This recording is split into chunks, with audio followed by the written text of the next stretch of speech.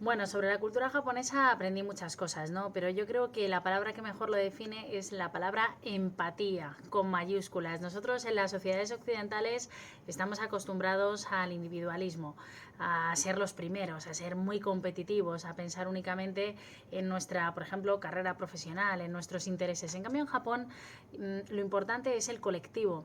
Y a lo mejor pensáis, bueno, porque hay mucha gente, ¿no? En Japón, por ejemplo, Tokio es una de las ciudades más habitadas del planeta. Y es verdad que si no hay cierto orden y si uno no piensa un poco en lo colectivo, es complicado convivir. Pero esto lo aprenden desde pequeños, lo aprenden en las escuelas y se ve en el día a día, ¿no? Se ve cómo son respetuosos a la hora de hablar por ejemplo, de no hablar con el teléfono móvil cuando están en un transporte público pensando en el otro, en que le pueden, por ejemplo, molestar. Hay dos ejemplos de empatía muy significativos, muy visuales. Por ejemplo, la mascarilla. Nosotros ahora llevamos estas mascarillas por el tema del COVID, pero en Japón llevaban las mascarillas mucho antes. Hay gente que dice por la contaminación. Bueno, no, eso es en China. En Japón de siempre han llevado mascarilla y lo hacen por un motivo, porque cuando tienen un catarro, un enfriamiento, piensan en el otro y no les quieren contagiar ese virus. Y luego otro ejemplo muy significativo es el tema de la limpieza de los baños públicos, ¿no? Desde pequeños también a los japoneses les enseñan que tienen que limpiar sus propios baños en el colegio. ¿Os imagináis aquí en España? Bueno, impensable, ¿no?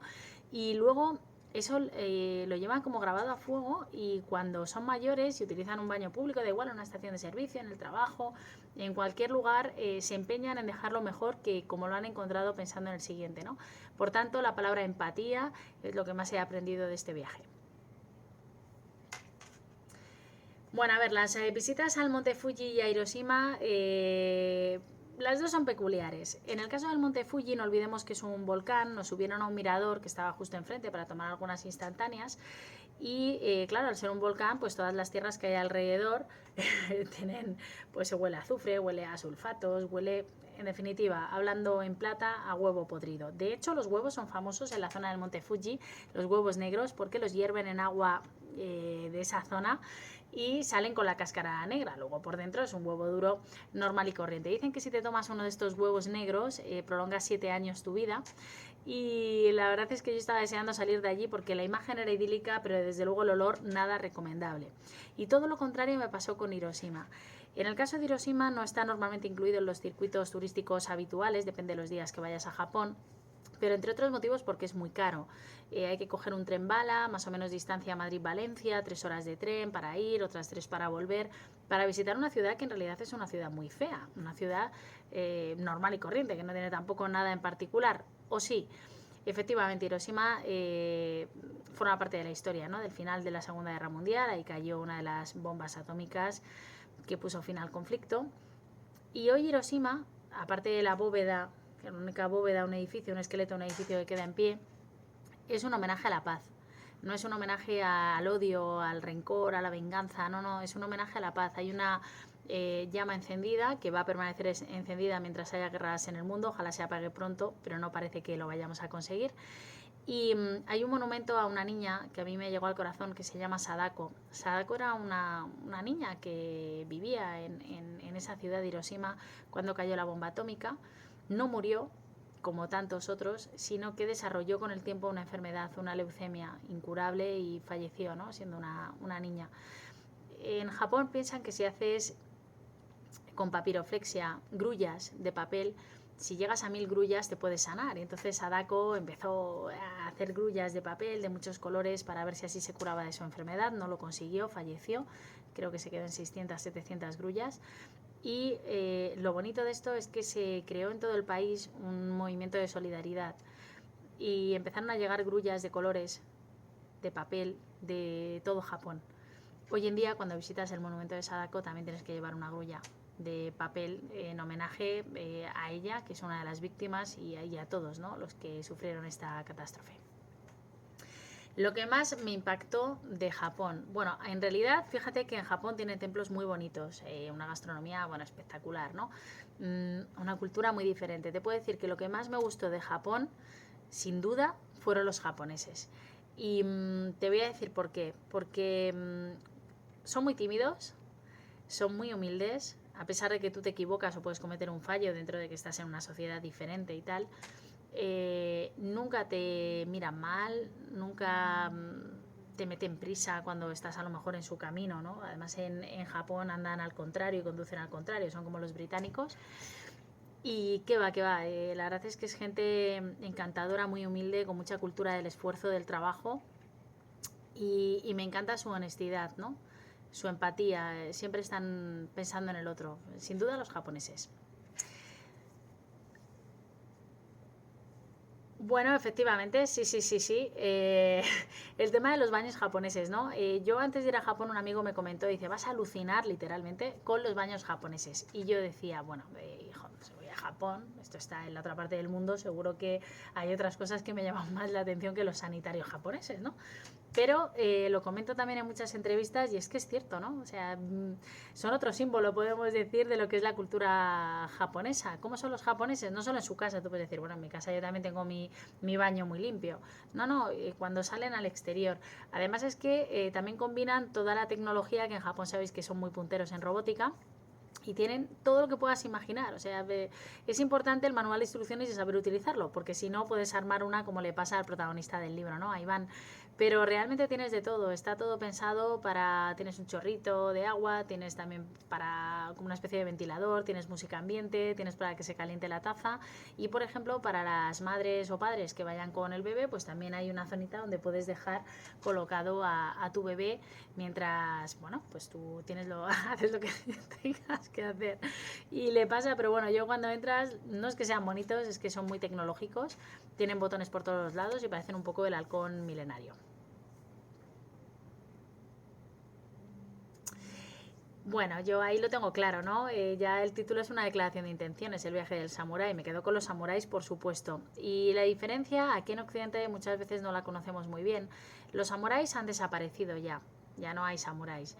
Pero eran unos guerreros que encarnaban todos los valores, digamos, de la tradición de Japón, ¿no? Por eso son muy admirados allí. Encarnaban por supuesto eran valientes, ¿no? Pero tenían un sentido del honor muy arraigado, del honor, de la obediencia, del deber, del trabajo, del esfuerzo y todo, pues, para defender los intereses del señor o del shogun al que defendían, ¿no? Y la figura de los samuráis es muy bonita, realmente es una figura preciosa. En cambio los ninja eran matones a sueldo, ¿no? Siempre trabajaban, por eso van con esa manera oscura, con la estrella ninja, siempre trabajaban en la oscuridad y, bueno, pues vendiéndose al mejor postor. Así que me quedo con los samuráis. A ver, del budismo y del sintoísmo, las dos religiones, sin entrar en muchos detalles, porque tampoco es que sea una experta en teología, pero lógicamente son religiones muy diferentes a la nuestra, ¿no? A la religión católica, que es la que más conocemos aquí, y además impregnan, como cualquier otra religión, muchos aspectos de la sociedad. El sintoísmo hablamos de dioses de la naturaleza, hay muchísimos. Allí adoran, por ejemplo, si vas a Nara a ver el templo del Gran Buda, en los alrededores están los ciervos sagrados de Nara, que pueden hacer lo que les da la gana, pueden entrar en tiendas, les encantan las galletas que llevamos los turistas y a veces, bueno, pues corren desesperados detrás nuestro para conseguir esas galletas. Hay otro templo, por ejemplo, donde hay muchos arcos toris, templo Ainari, donde también era como el dios del arroz, ¿no? Vinculado a la naturaleza, al cultivo del arroz, y ahí el dios era un zorro. Yo no veía zorros por ningún sitio, sí de piedra, pero no de verdad. Y en cambio el budismo lo utiliza más la parte de la muerte, ¿no? O sea, a nivel de otra vida, de reencarnación, etcétera. Ahí sí adopta más la religión budista, porque ambas religiones conviven a lo largo de la vida de un japonés. Y como anécdota os puedo decir que a los japoneses les encanta vivir cerca de los cementerios, es síntoma de buena suerte. No lo entiendo muy bien, pero bueno, para ellos es casi como los mexicanos, que les gusta mucho el Día de los Muertos y todo esto, hacen una celebración especial, se visten con los kimonos, van a los santuarios budistas y sintoístas, que se nota la diferencia entre uno y otro. Además hay que hacer un ritual de sanación y de limpieza diferente, tienen unos rituales un poco diferentes en uno y en otro, ¿no? Pero el budismo es más para la parte muerte y en cambio el sintoísmo es más para la vida. A ver, a Iván desde que estaba en España, la verdad es que tengo mucha suerte porque le gusta todo tipo de comida y la japonesa es de sus favoritas, sin duda, ¿no? Aquí la mayor sorpresa que le puedo hacer a mi hijo es regalarle para cenar sushi o ir a un restaurante japonés, y en Japón pues estaba en su salsa. Lo que no se esperaba él ni yo tampoco es que los japoneses desayunan sopa, algas y pescado. Claro, son los mayores consumidores de pescado del mundo y llevan una comida muy sana, no solo en cuanto a los ingredientes. El arroz lo cultivan en el propio Japón. El que importan, por ejemplo, de China es un arroz dedicado más a hacer postres o a dar de comer a los animales, pero el arroz que utilizan ellos es un arroz muy especial y está muy rico, además. Y a Iván le encantó la comida japonesa, desde el desayuno a la cena. Probó el ramen, que no lo había probado, que está delicioso. Y bueno, también probamos sushi de Kobe, como curiosidad. A ver, las termas onsen es lo que más le puede gustar en el mundo a un japonés. ¿Por qué? Porque viven muy estresados. Ellos, por ejemplo, en el trabajo, nadie se mueve del trabajo hasta que el jefe sale por la puerta. Y eso genera mucho estrés, ¿no? Lo podemos imaginar. Nosotros, tanto si estamos estudiando como trabajando, pues tenemos después unos planes, unos compromisos, responsabilidades. Imaginaos la vida de un japonés que llega a trabajar, sabe cuándo entra, pero no a qué hora sale. Y normalmente son horarios muy largos y muy exigentes, ¿no? Para un japonés estar en el paro, por ejemplo, es uno de los mayores fracasos, ¿no? Lo oculta la familia y se evapora, ¿no? Está el fenómeno de los evaporados en Japón, desaparecen. Muchos se suicidan, no aguantan esa presión, porque los japoneses, no todos son luces, muchas veces no exteriorizan, ¿no? esa tensión que sufren. Entonces, para ellos, tienen solo 3 semanas de vacaciones al año, está mal visto cogerse 2 seguidas, y su plan de vacaciones favorito es irse a las termas onsen. Son unas termas, aguas termales, pero con la peculiaridad de que están al aire libre en medio de la naturaleza, normalmente en medio de bosques, con el agua muy caliente.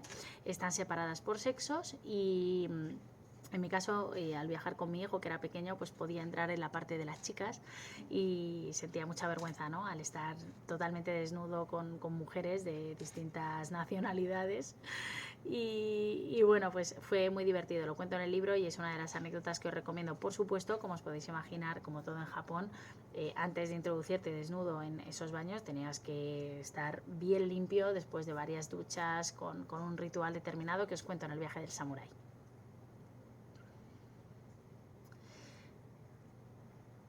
A ver, los shogun es una figura, eran señores medievales, ¿no? Parecidos a los que había en Europa, había luchas de poder, vivían en castillos. Nosotros visitamos, por ejemplo, y seguimos la trayectoria para reconstruir la historia del shogunato de Tokugawa, que fue el más importante que hubo en el país, con él y su dinastía.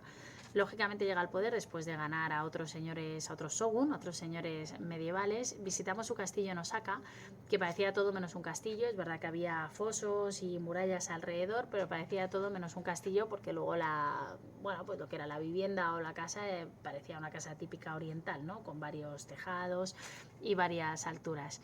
Después seguimos el camino de la ruta Nakasendo. Cuando un shogun, en este caso Tokugawa, ganaba, obligaba al resto de los shogun a tener 2 viviendas, una en su lugar de origen y otra cerca de Edo, que era la capital, y de esta manera, pues los tenía controlados, ¿no? Y era como una especie de camino de Santiago, pero el camino tenían hospederías y es muy bonito visitarlo.